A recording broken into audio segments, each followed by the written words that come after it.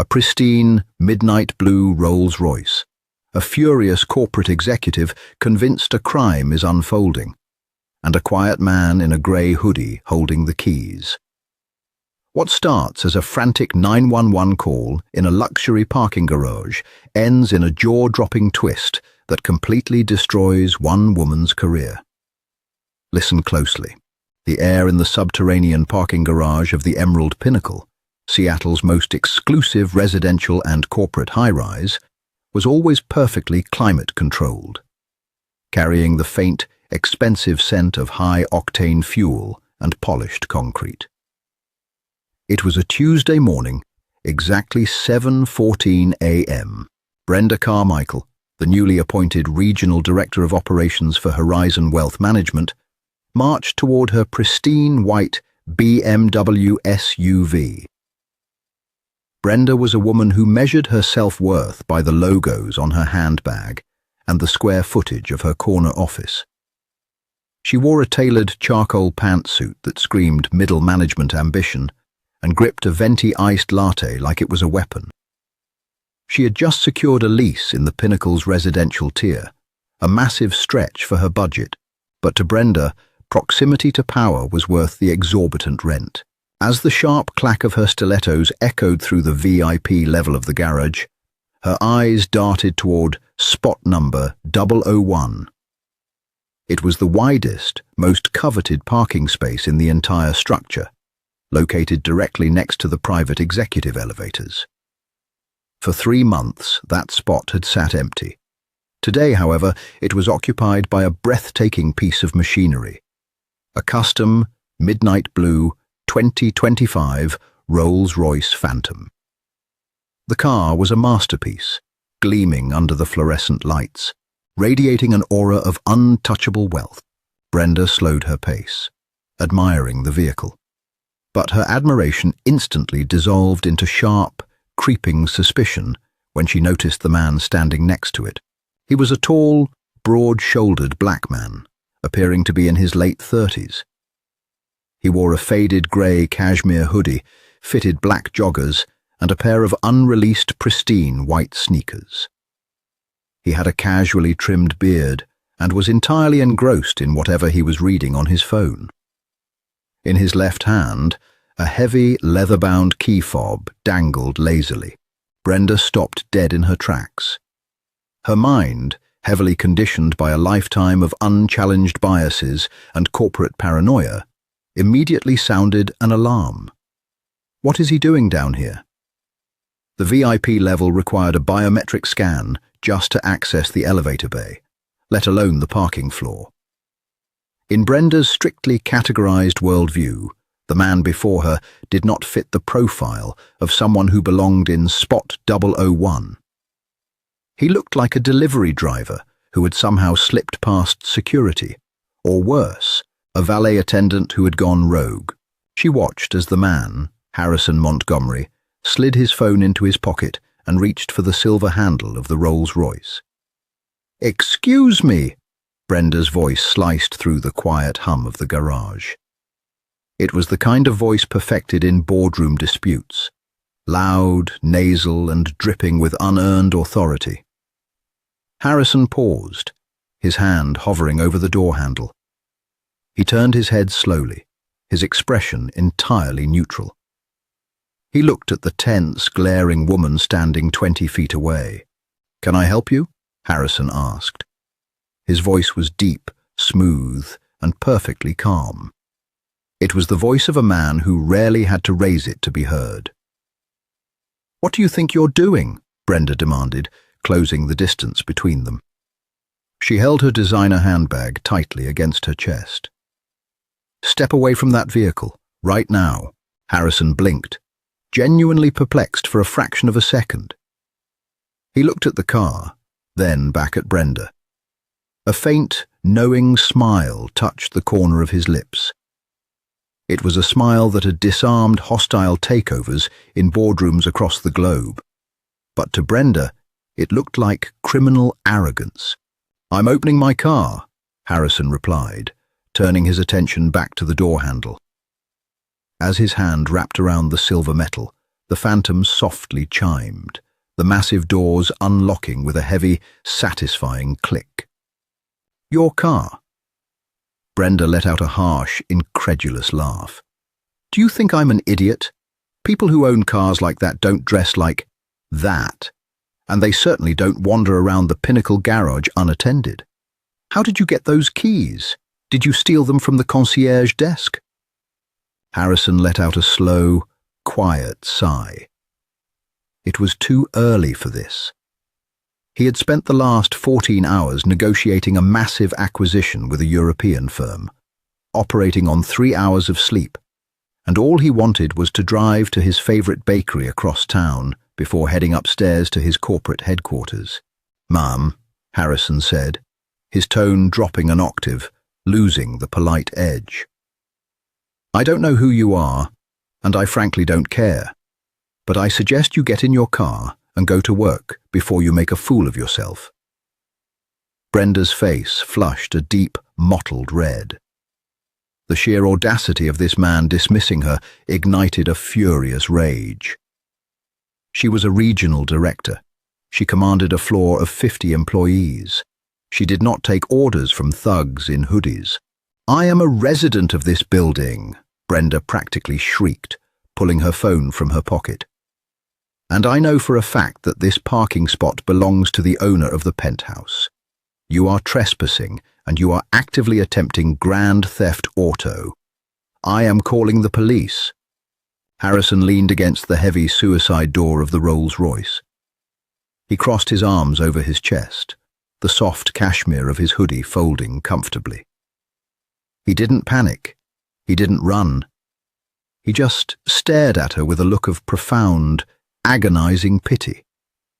"Go ahead," Harrison said softly. "Call them. Make sure you tell them exactly what you see." Brenda's fingers trembled with adrenaline as she dialed 911. She put the phone on speaker, wanting him to hear every word, hoping to see the fear finally register in his eyes. But Harrison just stood there, unbothered, watching her as if she were a fascinating, slightly defective piece of machinery. 911, what is your emergency?" The dispatcher's voice echoed in the cavernous space. "Yes, my name is Brenda Carmichael," she breathed heavily into the receiver. "I am in the VIP parking garage of the Emerald Pinnacle on 5th Avenue. There is a man here actively stealing a vehicle, a Rolls-Royce." "Okay, ma'am, are you safe? Is the suspect armed?" Brenda glared at Harrison. "He is being extremely aggressive. He's refusing to leave, and he somehow has a stolen key fob. You need to send officers immediately before he gets violent. He's a black man, wearing street clothes, very intimidating. Hurry!" Harrison shook his head slightly, a dark shadow crossing his features. The microaggressions had evolved into a full-blown, weaponized threat.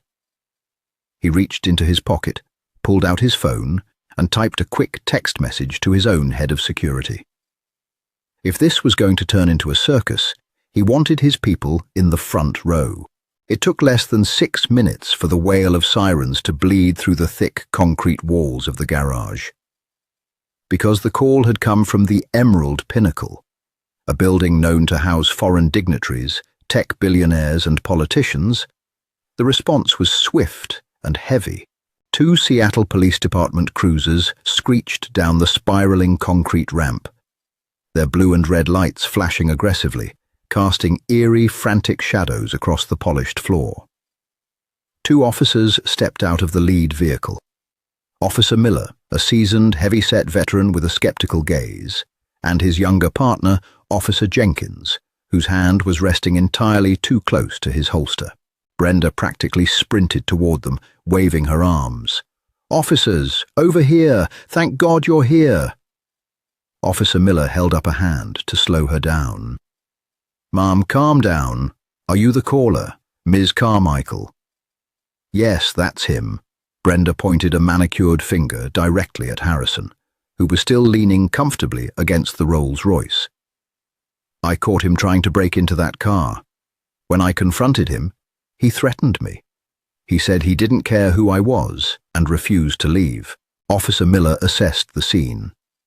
He looked at the hyperventilating woman in the power suit, and then at the calm, silent man in the hoodie, standing next to a $500,000 vehicle. Miller's grip on his radio tightened. "Sir," Officer Miller called out, closing the distance to about 15 feet. "Step away from the vehicle. Keep your hands where I can see them." Harrison didn't make any sudden movements. He slowly unfolded his arms and placed his hands casually on the roof of the Phantom. "Officers," he said clearly, "I am the owner of this vehicle. I am also the owner of the penthouse suite in this building. This woman is harassing me." "Liar!" Brenda snapped, moving to stand behind Officer Jenkins. "He's lying. Check the plates. That spot belongs to the CEO of Horizon Wealth Management. My company. Our CEO is based in New York, and he certainly isn't a street thug stealing cars in Seattle." Harrison's left eyebrow twitched upward. Horizon Wealth Management. The puzzle pieces suddenly snapped into place in his mind. He couldn't help it. A short, sharp chuckle escaped his lips. "Is something funny to you, sir?" Officer Jenkins snapped, stepping forward, unbuckling the strap on his holster. "I need your identification, right now." "I am happy to provide my identification," Harrison said, his voice dropping to a serious, commanding timbre that made Officer Miller instinctively pause. "But before I reach into my pocket, I need you to confirm exactly what crime I am being investigated for." "You are being investigated for suspected grand theft auto," Officer Miller said firmly. "Now slowly take out your ID." "Don't let him get in the car," Brenda hissed. "He might have a weapon in there." Harrison slowly reached into the front pocket of his joggers and extracted a sleek, minimalist black leather card holder. He pulled out a Washington State driver's license and handed it to Officer Jenkins. Jenkins took the license and walked back to the cruiser to run the information, while Miller stayed with Harrison. "Sir, whose car is this?" Miller asked, his tone slightly less aggressive now that Harrison was cooperating so calmly. "It is registered to Montgomery Holdings, LLC, Harrison replied. Brenda, overhearing this, let out a triumphant gasp. "I knew it. Montgomery Holdings is the parent company of Horizon Wealth. It's a corporate car. He probably works for the valet service or the detailing company, stole the keys, and was trying to take it for a joyride." She turned to Officer Miller, her eyes wide with frantic vindication. "Arrest him. He just admitted he doesn't own it."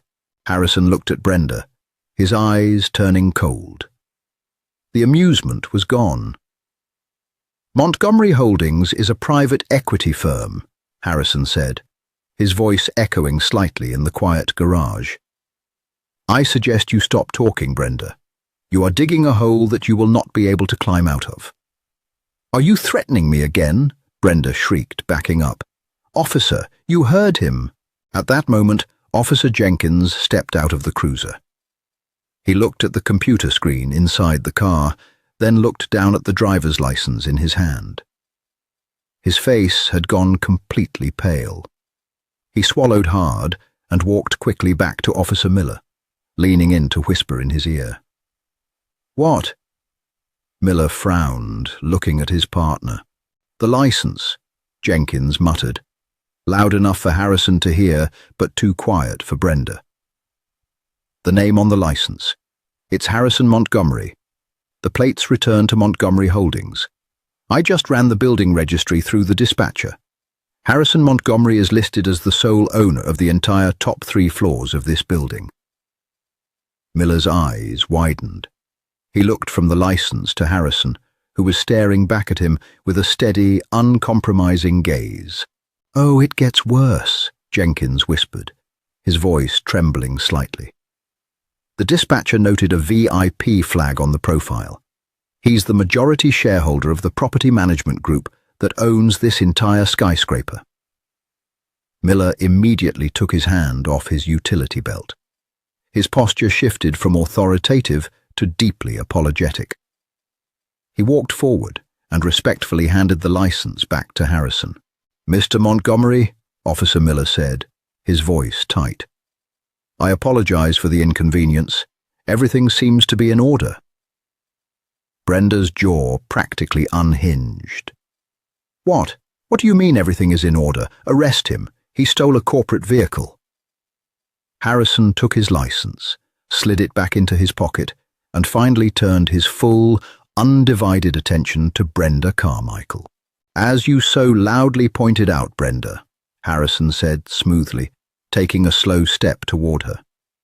"Montgomery Holdings is the parent company of Horizon Wealth Management, a company that I acquired 80% of exactly 3 weeks ago in a private buyout." Brenda froze. The color instantly drained from her face, leaving her looking sickly and hollow. Her mouth opened and closed, but no sound came out. "Our CEO is in New York."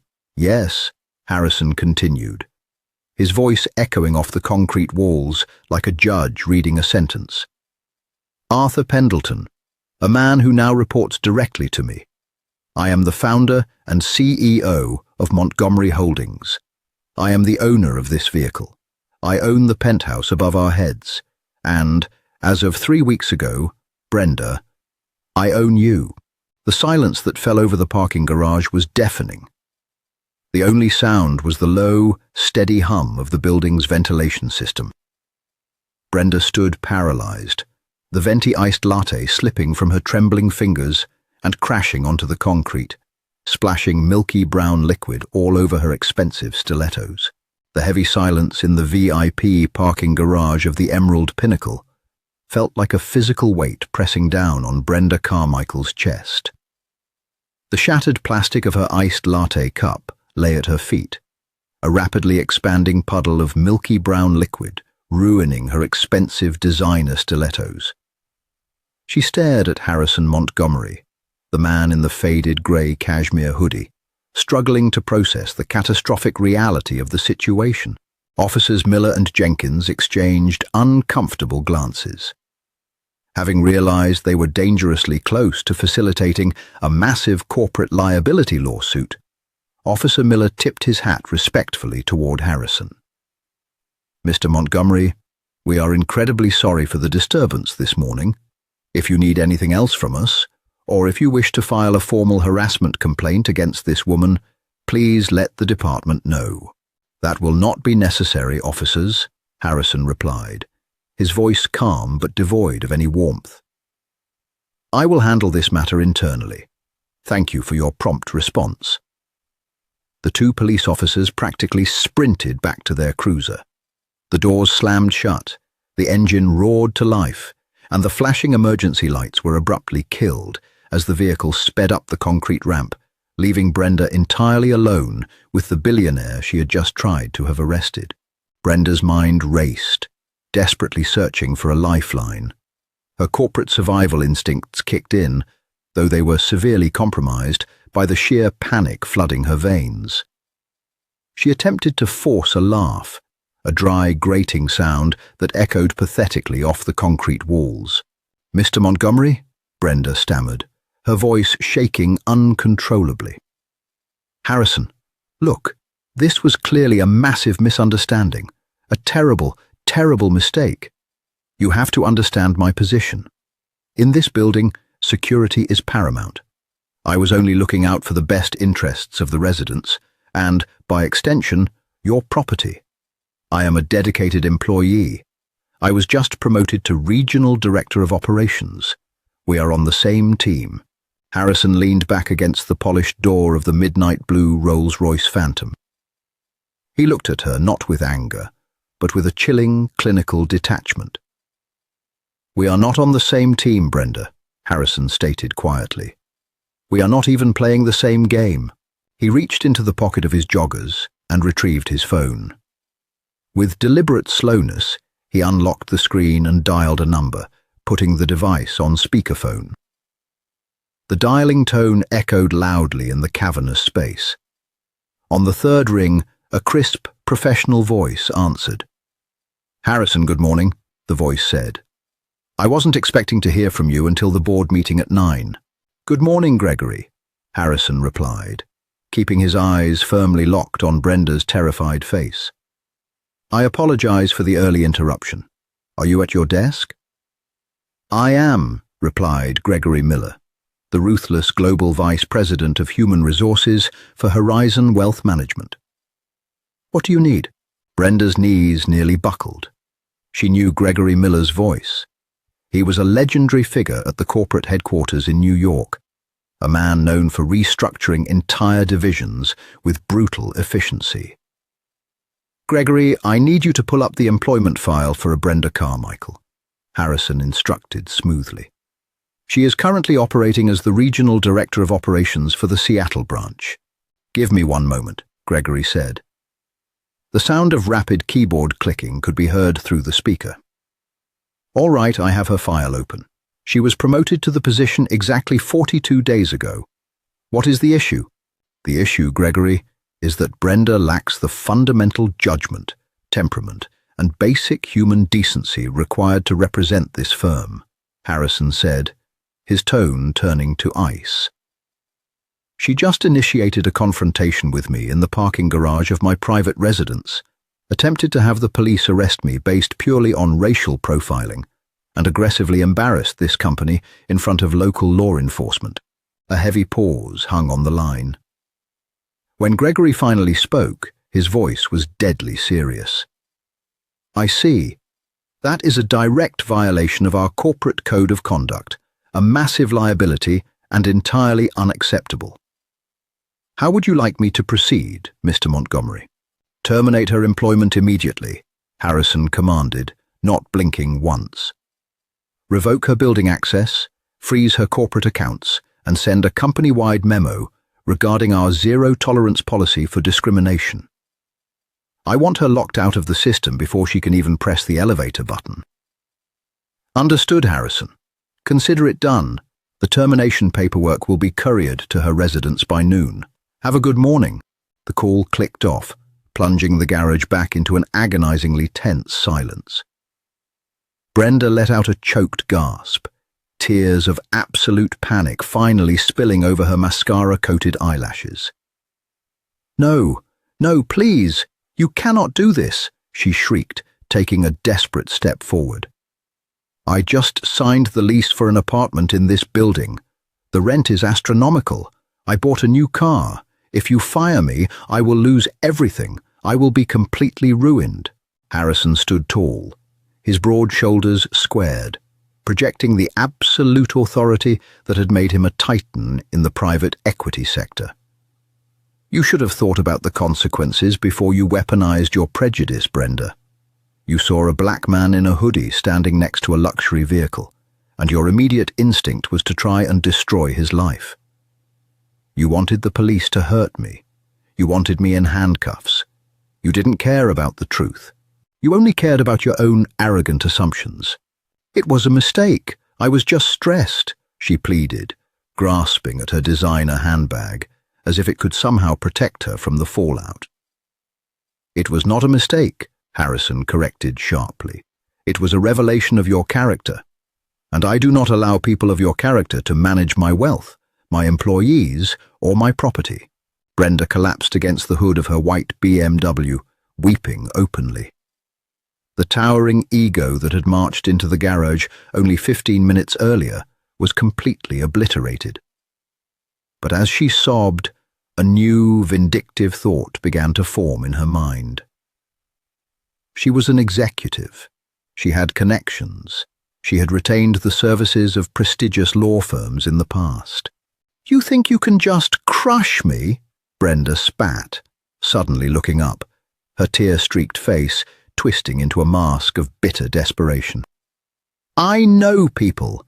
I will sue you for wrongful termination.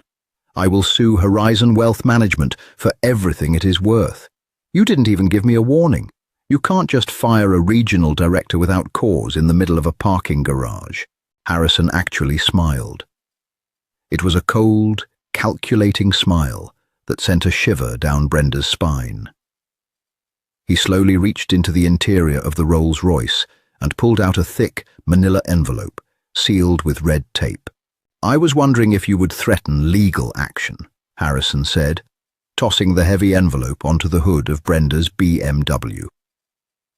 It landed with a heavy, definitive thud. You see, Brenda, my encounter with you this morning was not entirely a coincidence. I did not just stumble upon you while trying to get a cup of coffee.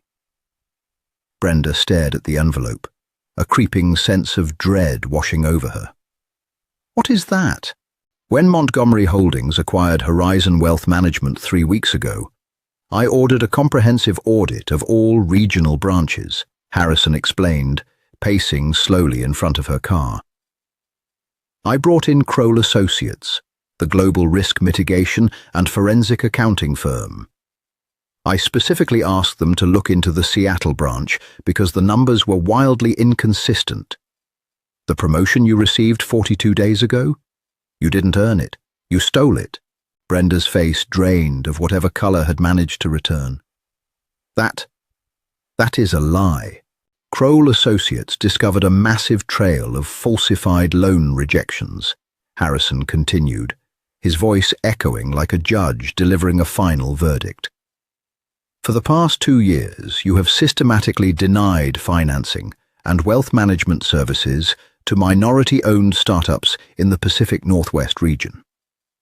You manipulated their risk assessment scores, inflated their liability metrics, and funneled those approved funds directly into shell companies operated by your college friends. You engaged in blatant corporate fraud and systemic discrimination. Brenda was physically shaking now, unable to tear her eyes away from the manila envelope.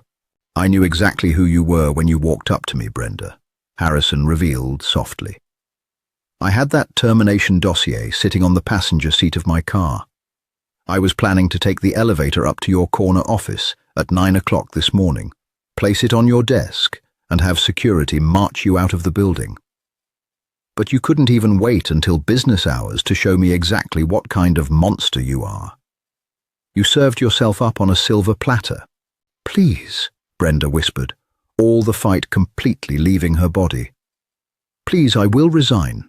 Just don't give that file to the authorities. I will leave quietly. It is entirely too late for that, Harrison said, checking his heavy platinum wristwatch.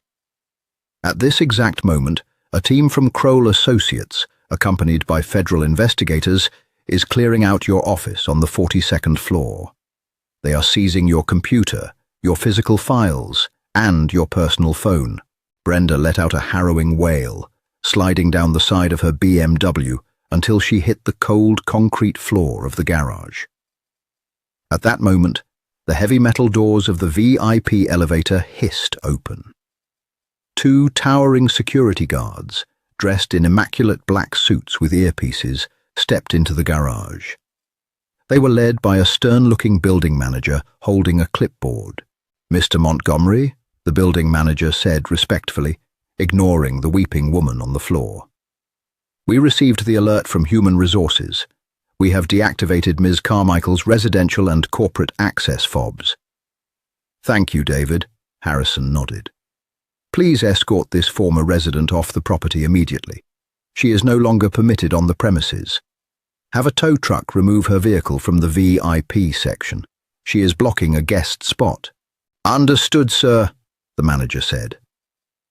The 2 security guards immediately stepped forward, pulling a sobbing, completely broken Brenda Carmichael to her feet. You can't do this, Brenda cried out, her voice cracking as they dragged her toward the exit ramp. My apartment, my things, where am I supposed to go? You have 24 hours to contact the moving company to collect your belongings from the residential tower, the manager informed her coldly. Keep moving. Harrison watched in absolute silence as the woman who had tried to ruin his life was unceremoniously marched out of the very building she had used as a weapon against him. Her desperate cries echoed off the concrete walls until they faded into nothing, leaving the garage perfectly quiet once again. Harrison took a deep breath, the scent of high-octane fuel and polished concrete filling his lungs. The air felt significantly cleaner.